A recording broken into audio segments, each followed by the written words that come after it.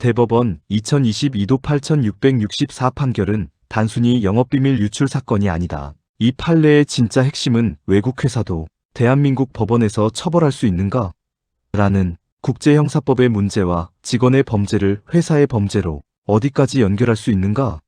라는 양벌 규정의 본질이 충돌한 사건이라는 데 있다. 사건을 이해하려면 먼저 장면을 떠올려야 한다. 한국에 첨단 기술 회사가 있었다. 그런데 그 회사 직원 몇 명이 경쟁업체인 대만 회사로 이직하게 된다. 문제는 그냥 이직만 한 것이 아니라는 점이다. 이들은 한국 회사의 서버에 접속해서 산업기술 자료와 영업비밀 파일을 몰래 열람하고 촬영했다. 어떤 사람은 회사 사무실에서, 어떤 사람은 자기 집에서 시스템에 접속했다. 그리고 그렇게 빼낸 자료는 결국 대만 회사로 넘어갔다. 여기까지는 전형적인 산업 스파이 사건처럼 보인다. 그런데 법적으로 진짜 어려운 문제는 그 다음부터다. 실제로 기술을 사용한 장소는 대만이었다. 대만 회사 직원들이 대만에서 파일을 복사하고 새로운 기술 문서를 만들고 회사 내부에서 공유했다. 그렇다면 범죄가 발생한 장소는 어디인가? 피고인 회사는 바로 이 지점을 파고들었다. 우리는 외국 법인이다. 실제 사용 행위는 해외에서 이루어졌다. 따라서 한국 법원이 우리를 재판할 권한이 없다. 라고 주장한 것이다. 이 주장은 단순한 말장난이 아니다. 형법에서 재판권은 매우 중요한 문제다. 대한민국 형법 제2조는 원칙적으로 대한민국 영역 안에서 죄를 범한 경우에만 적용된다고 본다. 이것이 속지주의다. 즉 한국 땅에서 범죄를 저질렀으면 한국법으로 처벌한다는 것이다. 그런데 현대 범죄는 국경을 넘는다. 특히 산업기술 유출은 더 그렇다. 자료는 한국에서 빼내고 사용은 해외에서 한다. 만약 최종 사용 장소만 기준으로 삼는다면 대부분의 국제산업 스파이 사건은 처벌하기 어려워진다. 대법원은 바로 이 점을 본 것이다. 대법원은 범죄의 결과만 본 것이 아니라 범죄 실행의 흐름 전체를 보았다. 직원들이 한국에서 공모했고, 한국에서 파일을 열람했고, 한국에서 촬영했고, 한국에서 USB를 무단 반출했다는 점을 중요하게 본 것이다. 즉 범죄의 핵심적인 실행행위 일부가 대한민국 안에서 이루어졌다는 것이다.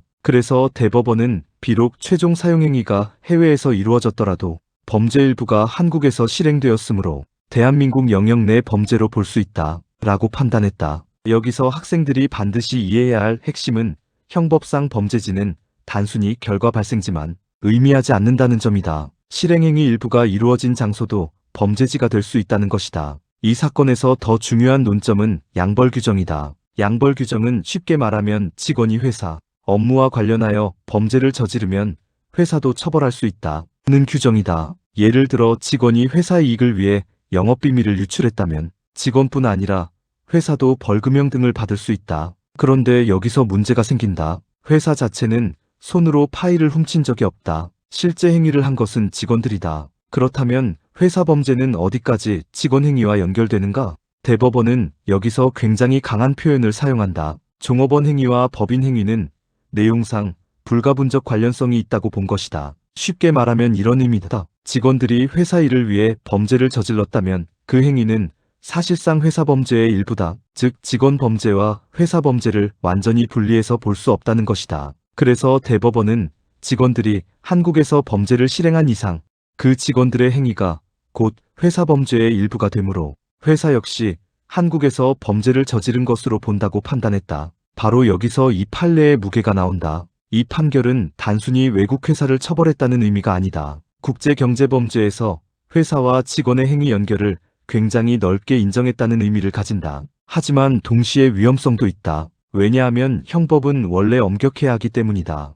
특히 국제재판권은 국가주권 문제와 연결된다. 만약 한국이 너무 넓게 재판권을 인정하면 다른 나라와 충돌할 가능성이 있다. 예를 들어 해외 본사에서 이루어진 행위까지 한국법으로 계속 처벌하려 한다면 국제적 마찰이 생길 수 있다. 또한 회사는 직접 행위를 하지 않았는데 직원 행위를 너무 쉽게 회사 책임으로 연결하면 자기책 임원 측에 어긋난다는 비판도 가능하다. 형법에서는 원칙적으로 자신의 행위에 대해서만 책임진다는 자기책 임원 측이 매우 중요하다. 그런데 양벌 규정은 구조상 타인의 행위를 기반으로 회사 책임을 인정한다. 따라서 지나친 확장은 죄형법정주의와 충돌할 수 있다. 그럼에도 대법원이 적극적으로 재판권을 인정한 이유는 분명하다. 첨단 산업 시대에는 기술 자체가 국가 경쟁력이기 때문이다. 만약 해외 기업이 한국 기술을 빼내도 외국 회사라서 처벌 못한다. 고하면 산업기술 보호체계는 사실상 무너질 수 있다.